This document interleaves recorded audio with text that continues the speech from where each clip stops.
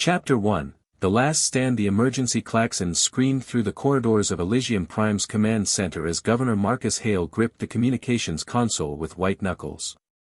Outside the reinforced windows, the pristine domes of humanity's newest colony gleamed under the alien sun, a testament to human ingenuity and defiance that had taken 3 years to build. Now, dark shapes moved against the orange sky like harbingers of doom. "Sir, the Vayari fleet has entered orbital range," Lieutenant Sarachin reported, her voice steady despite the tremor in her hands. 17 warships, including 3 dreadnoughts. They're demanding immediate evacuation of all human personnel. Marcus stared at the tactical display, watching the red dots of enemy vessels form a perfect blockade around their world. His weathered face, marked by years of frontier hardship, remained stone still. The weight of 10,000 colonists' lives pressed down on his shoulders, but his voice carried across the command center with unwavering resolve. "Open a channel. All frequencies." The static cleared, and Marcus leaned into the transmitter. His words would echo across the galaxy within hours, carried by quantum relays to every human settlement from the core worlds to the outer rim. "This is Governor Marcus Hale of Elysium Prime. To all who can hear this transmission, we will not surrender this colony, no matter the cost. This world represents more than territory. It represents humanity's right to exist among the stars, free from the chains others would place upon us." He closed the channel and turned to face his staff. Young faces stared back at him, engineers, farmers, teachers who had come here seeking a new life, now forced to choose between fleeing and fighting for the future they'd built with their own hands. "Sir," Chen whispered, "the civilian evacuation shuttles are still loading. If we could just buy them more time." Marcus shook his head. "There is no more time, Lieutenant. The line is drawn here, today. Either we stand as free humans, or we kneel as subjects." Chapter 2, The Weight of Dreams. 3 years earlier, Marcus Hale had stood in the ashes of his family's farm on Earth, watching the funeral pyres burn against a sky choked with industrial smog. The Great Famine had claimed billions, including his wife Elena and their twin daughters. The overcrowded, dying world had nothing left to offer but suffering and slow extinction. But the galaxy was vast, and humanity's reach was still small. The Terran Council, cowed by alien threats and bound by restrictive treaties, had forbidden expansion beyond the designated human preserve, a handful of systems barely sufficient to sustain their growing population. The other races, the ancient Zereth Dominion with their crystalline cities, the proud Vayari Alliance with their warrior codes, the enigmatic Solari Collective, all watched humanity with the wariness of established powers eyeing a dangerous newcomer. Marcus had defied direct orders when he led the Elysium expedition into the contested Kepler 442 system. The world was perfect, breathable atmosphere, fertile soil, rich mineral deposits, and unclaimed by any major power. It sat in the neutral zone between empires, technically free territory under galactic law. "Governor," a voice called from behind him. Marcus turned to see Dr. Elizabeth Voss, the colony's chief administrator, approaching with a datapad clutched against her chest. Her usually pristine appearance was disheveled, auburn hair escaping from its regulation bun. "The final count, sir. 9,732 civilians in the main settlement. Another 268 scattered across the mining outposts." Her voice cracked slightly. "They're looking to you for answers." Marcus nodded slowly. Through the command center's main viewport, he could see families hurrying through the streets below, some carrying hastily packed belongings, others standing in doorways as if paralyzed by the magnitude of the moment. Children pointed at the sky where the alien ships hung like storm clouds. "My family died because we had nowhere else to go," Marcus said quietly. "These people came here because we promised them something better. A chance to build rather than merely survive." He straightened his shoulders. "I won't let fear drive us back to the cage they've prepared for us." Chapter 3, Council of Predators. Across the void, aboard the Vayari flagship Sovereign's Wrath, High Commander Veltar studied the human colony through the ship's primary viewer. The settlement sprawled across the valley like a blemish on the pristine landscape, angular human architecture clashing with the flowing, organic curves favored by his people. The holographic projection of the Vayari High Council materialized around him, 7 figures draped in the ceremonial robes of their ancient hierarchy. Their faces bore the distinctive ridged features of their race, and their eyes glowed with the cold light of beings who had ruled the stars for millennia. Commander Veltar, spoke Council Prime Zareth, her voice carrying the authority of ages, report on the human incursion. The illegal settlement proceeds as anticipated, Council Prime. Governor Hale has rejected all demands for withdrawal. The humans display their typical arrogance. They believe one small victory against our enforcement patrol grants them the right to claim sovereign territory. This cannot be permitted, interjected Councillor Mordan, his scarred features bearing testament to countless battles. If humanity is allowed to expand beyond their designated preserve, others will follow. Soon they will claim every unclaimed world, every resource-rich system. Their breeding rate alone makes them a threat to galactic stability. Zaretha's luminous eyes narrowed. The humans mistake our patience for weakness. For 3 centuries, we have maintained the balance of power through careful treaties and mutual respect. This Governor Hale threatens to unravel everything we have built. The colony must be removed, Mordan declared. Completely. Let the galaxy see what happens to those who defy the established order. Commander Veltar bowed his head. Your will, honored council. The human settlement will be cleansed from the world within the solar day. As the holograms faded, Veltar turned to his tactical officer. Signal the fleet. Begin bombardment of military targets. Leave the civilian areas intact, for now. Let them see the futility of resistance. Chapter 4, The spark ignites. The first alien missiles streaked down from orbit like falling stars, their plasma warheads carving molten scars across Elysium Prime's defensive installations. The colony's shields flared and buckled under the assault, but held, barely. In the command bunker, Marcus watched the tactical display with grim satisfaction. Chen, status on the orbital defense platforms. Platform Alpha is at 60% capacity. Beta and Gamma are holding steady. The lieutenant's fingers danced over her console. Sir, the Vayari are targeting our military infrastructure specifically. They're trying to cripple our ability to fight back without massive civilian casualties. They want us to surrender, Marcus mused. They think if they apply enough pressure, we'll see reason and evacuate quietly. His eyes hardened. They don't understand what they're dealing with. A new alarm sounded, and the bunker shuddered as something massive struck nearby. Through the reinforced walls, they could hear the distant rumble of explosions and the wail of emergency sirens. Sir! Communications Officer Reynolds called out. We're receiving transmission from the Vayari flagship. They're offering one final chance to evacuate. Marcus strode to the communications panel. Put me through to their commander. The main screen flickered to life, revealing the angular features of Commander Veltar. The alien's expression was carefully neutral, but Marcus could see the calculation in those glowing eyes. Governor Hale, Veltar spoke in accented but fluent standard. You have witnessed the power at our disposal. Your defenses cannot withstand a sustained assault. Evacuate your people now, and they will be allowed safe passage to designated human space. And abandon everything we've built. Marcus stepped closer to the screen. Commander, with respect, you don't understand what this place means to us. This isn't just another settlement. It's proof that humanity refuses to be caged. Your pride will be the death of thousands. Our freedom is worth that risk. Veltar's eyes flashed with something that might have been admiration, or contempt. So be it.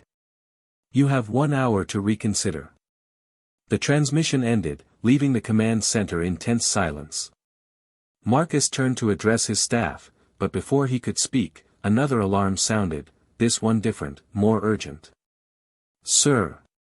Lieutenant Chen's voice carried excitement and disbelief. Long-range sensors are detecting an incoming vessel. Human configuration, heavily armed. Marcus frowned. That's impossible. All civilian traffic was diverted days ago. Sir, it's the Defiant, Captain Reynolds' ship. They're broadcasting on emergency channels. The main screen switched to show Captain James Reynolds, no relation to their communications officer, a grizzled veteran of the merchant marine whose ship carried both cargo and considerable firepower for protection against pirates. Governor Hale, this is Captain Reynolds aboard the Defiant. We heard your transmission and couldn't just stand by. I've got 47 ships with me, miners, traders, even a couple of old military vessels. We're not much, but we're here. Marcus felt something stir in his chest, a warmth he hadn't experienced since Elena's death. Captain, this isn't your fight. You don't owe us anything. Reynolds grinned, the expression fierce and determined. Governor, you stood up and said what needed saying. The galaxy's been pushing humanity around too long. Time to push back. As the small fleet of human vessels entered the system, Marcus realized that something fundamental had changed. This was no longer just about one colony's right to exist. This was about humanity's place in the galaxy, and their willingness to fight for it. All stations, battle stations, Marcus commanded. Signal Captain Reynolds, we're honored to have them with us. Chapter 5, Lines in the Sand. The battle began in earnest as the human reinforcements engaged the Vayari fleet. The Defiant and her makeshift squadron were vastly outgunned, but they fought with the desperate fury of the cornered. Captain Reynolds' voice crackled over the communications array as he coordinated the attack. Remember, we're not trying to win this, we're trying to make them bleed for every inch. Marcus watched from the command center as brilliant flashes lit up the void above them.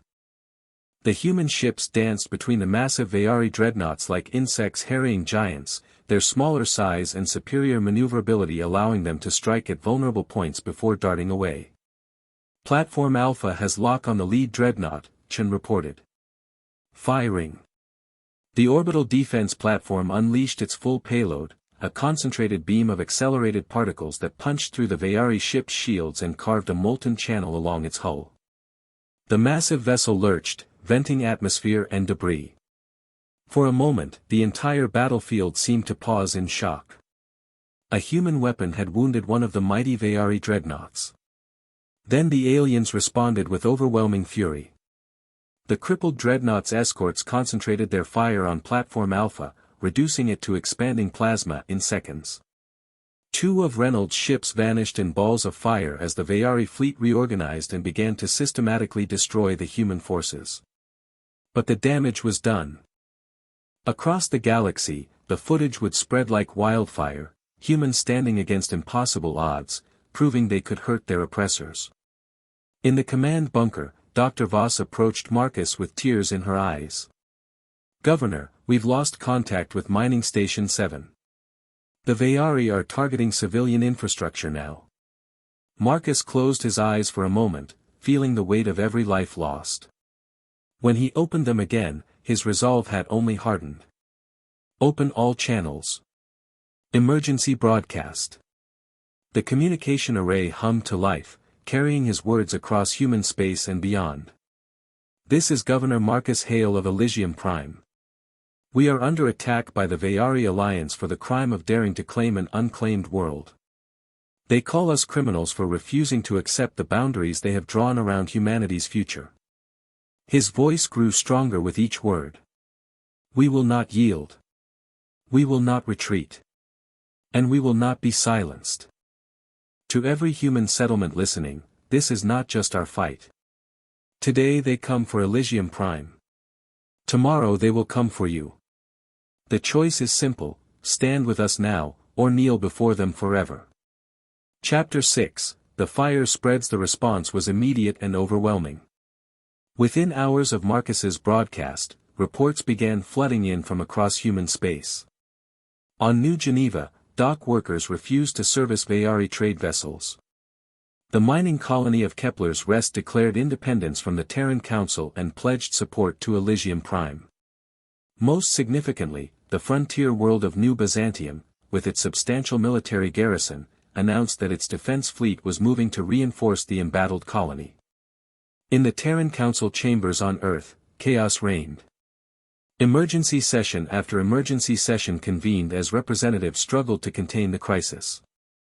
Council President Victoria Chen, no relation to the lieutenant on Elysium Prime, paced before the assembly like a caged predator.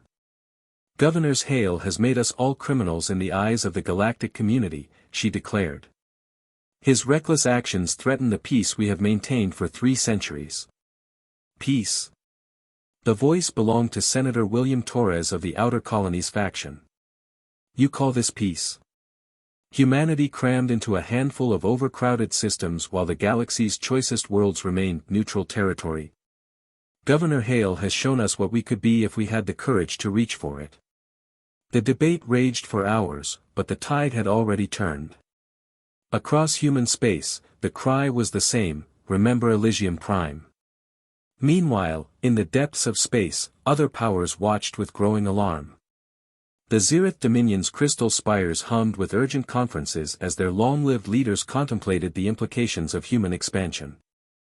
The Solari Collective's hive minds processed thousands of strategic simulations, all reaching the same conclusion: the balance of power was shifting. Chapter 7, The Price of Defiance. The siege of Elysium Prime entered its 3rd day with the colony's defenses battered but unbroken.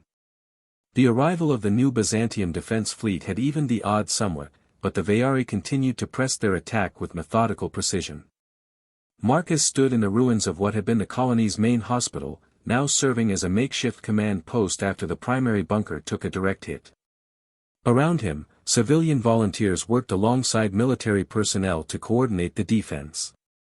Dr. Voss knelt beside a wounded child, her medical training more valuable than any weapon. Governor, Lieutenant Chen approached with a grim expression. Long-range sensors show reinforcements arriving. But they're not ours. Marcus looked up at the tactical display. The Zereth Dominion's distinctive crystalline vessels were emerging from hyperspace, their weapons already charging. They're joining the Vayari. Unknown, sir. They're taking position between us and the main Vayari fleet. The main communications array crackled to life, carrying a transmission from the Zereth flagship. The image that appeared showed a being of ethereal beauty, translucent skin revealing the play of energy beneath, eyes like captured starlight. I am Archon Silandris of the Zereth Dominion, the being spoke, its voice like music played on crystal chimes. Governor Hale, your actions have forced us to choose sides in a conflict we wished to avoid. The human expansion threatens the stability we have all worked to maintain. Marcus felt his heart sink, but before he could respond, the Archon continued. However, the Vayari response has been excessive. We cannot permit the wholesale slaughter of civilian populations, regardless of the political implications. The alien's luminous eyes seemed to look directly at Marcus. The Zereth Dominion hereby demands an immediate ceasefire and withdrawal of all military forces pending negotiation. Commander Veltar's image appeared on a split screen, his expression thunderous. Archon, the humans are in violation of galactic law. This is not your concern. The moment your ships began targeting civilian infrastructure, it became our concern, Silandris replied coolly. Stand down, Commander, or face the consequences. Chapter 8, Unlikely Allies. The three-way standoff lasted for hours, with thousands of tons of military hardware hanging in perfect balance above Elysium Prime. Marcus used the respite to coordinate with his military commanders and assess their situation. We're holding together, but barely, Colonel Sarah Martinez reported. The veteran officer had arrived with the New Byzantium fleet and taken charge of the colony's military operations. Ammunition is running low, and we've lost too many defensive positions. If fighting resumes, we won't last another day. Marcus nodded grimly. Through the hospital's broken windows, he could see the colony's central district. Many of the beautiful domes that had housed their dreams lay in ruins, but thousands of civilians remained, huddled in shelters and basements, refusing to abandon their new home. Sir, Communications Officer Reynolds called out. We're receiving a priority transmission from Earth. It's President Chen. The image that appeared showed the Terran Council president in the formal chambers, but her usually immaculate appearance was disheveled, her eyes red with exhaustion. Governor Hale, she began without preamble. The council has voted. By a margin of 7-5, we are officially recognizing Elysium Prime as a legitimate human settlement and demanding the withdrawal of all hostile forces from the system. Marcus stared at the screen in shock. Madam President, you realize what this means? Chen's smile was bitter. It means we're choosing sides, Governor. 37 colony worlds have declared their support for your cause. The merchant guilds are organizing supply runs. Even some of our military commanders are requesting permission to conduct training exercises in your vicinity. She leaned forward. You lit a fire, Marcus. The question now is whether we can control it or if it burns us all. Chapter 9, the die is cast. The fragile ceasefire shattered when a Vayari patrol craft, apparently acting without orders, fired on a human supply ship attempting to reach the colony. The response was immediate and devastating. Every human vessel in the system opened fire on the Vayari fleet simultaneously. What followed was the largest space battle in 3 centuries. Ships from 5 different species clashed in the void above Elysium Prime, their weapons turning the darkness into a blazing aurora of destruction. The Zereth, true to their word, engaged the Vayari forces while attempting to protect civilian vessels from both sides. In the chaos, new players entered the field. The Solari Collective's geometric vessels appeared without warning, their hive-mind pilots executing perfect coordinated attacks. The isolationist Kthara emerged from the system's outer asteroid belt, their bioships seeking to feed on the energy released by the battle.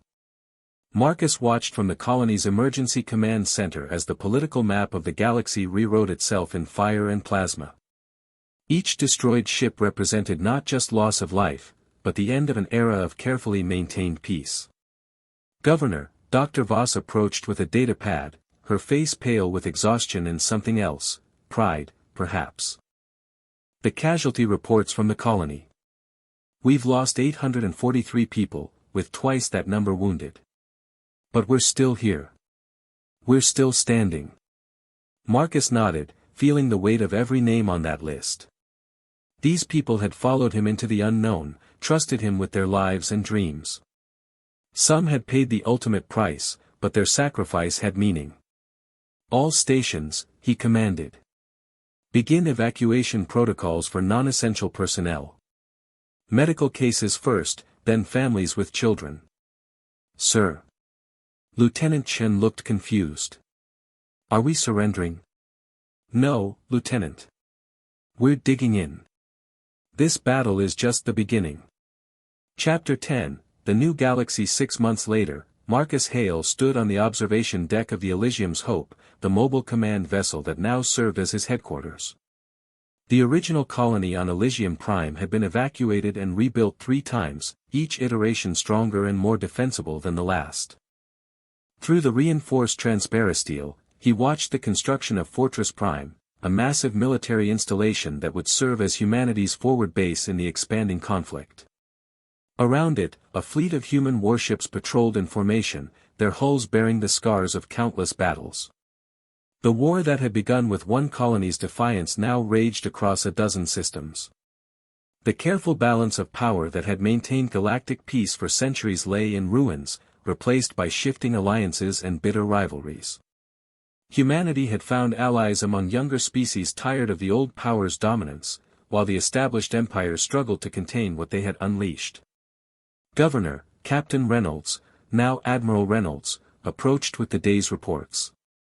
His weathered face bore new lines, but his eyes still held the fire that had brought him to Elysium Prime's defense. Intelligence reports indicate the Vayari are massing for a major offensive in the Centauri sector. The Council wants to know if we can spare reinforcements. Marcus accepted the datapad, scanning the tactical assessments and casualty reports. Thousands dead, entire worlds transformed into battlefields, the careful work of centuries undone in months of warfare. All of it traced back to one man's refusal to abandon his dream. "Admiral, do you ever wonder if we made the right choice?" Marcus asked quietly. "All this death, all this destruction, was one colony worth it?" Reynolds considered the question seriously before answering.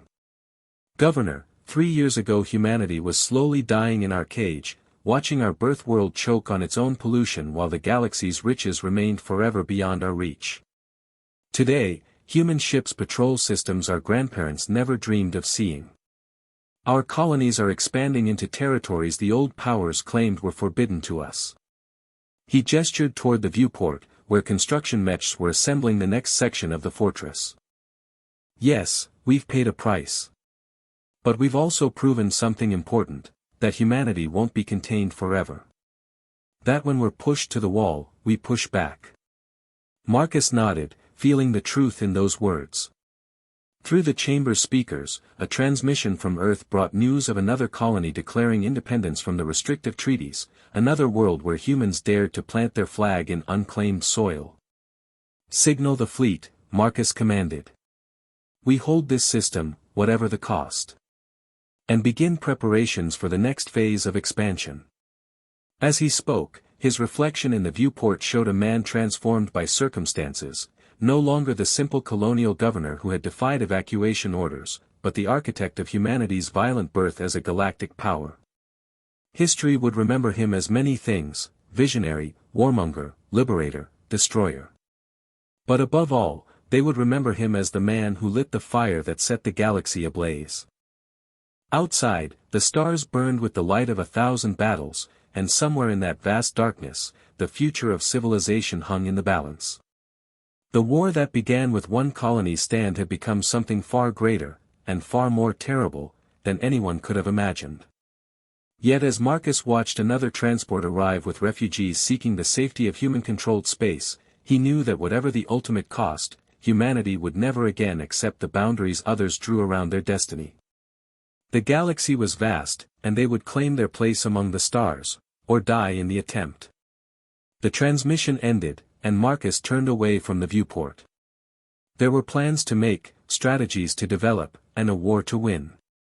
The fire he had lit on Elysium Prime would burn across the galaxy until every world knew humanity's name. And it was only the beginning. End of The Spark That Lit the Galaxy.